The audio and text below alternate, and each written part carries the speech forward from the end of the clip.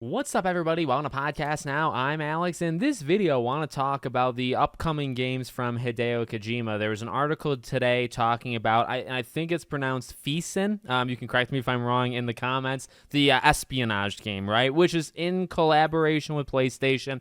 And the big quote that's going around today is, of course, that he talks about that game, and he says that that game is probably going to take him another 5 or 6 years to complete, and then maybe he'll make a film or two, after that. This man is going to work until he's 80, and I greatly appreciate it because, he is a living legend. But I did think, and we can talk about that for a couple seconds, but my mind immediately went to this game OD, behind me here. But I don't have any problem with the espionage game taking 5 to 6 years. I think that's totally reasonable. You look at Death Stranding to Death Stranding 2. Like, I honestly think Hideo specifically moves quicker than the average AAA developer. Normally, I guess the 5 to 7 years is, roughly that period. But, he's, I feel like, juggling quite a few different things kind of at once. I guess technically he's within range, but then he's trying to do like 2 or 3 different things all at one time, which maybe makes him faster than the average developer. But, when I saw that, I thought, okay, well, what's up with OD? And that's what I want to talk a little bit about in this video. Now, my number one, I guess, theory would be, he's out there promoting, he's talking, in collaboration with PlayStation, all this jazz,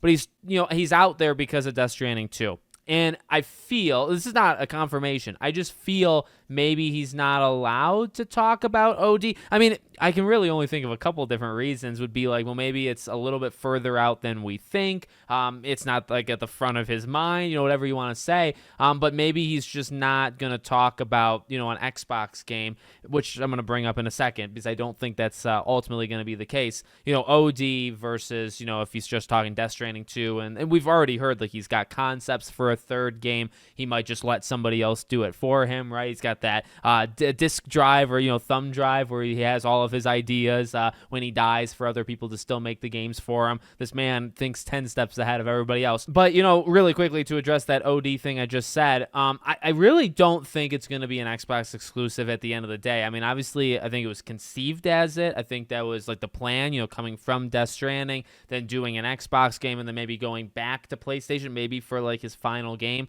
That seemingly was the plan, but with Xbox's strategy of playing anywhere, what's interesting is the rumor with OD was always the cloud, right? Like the way that game was going to be designed, and we really don't know much about it, but that it was going to have this kind of cloud technology being used. So really, maybe the Xbox was the only place you would have been able to kind of do it. I don't know what's happening. I don't know, but I will say my own prediction is I just don't think it's going to be Xbox exclusive. I honestly cannot envision with their strategy of late. I just don't see that, being the case. But it's just, I don't know. It's just interesting to me that he kind of completely skips over it. I don't think it's canceled. I'm super excited about it.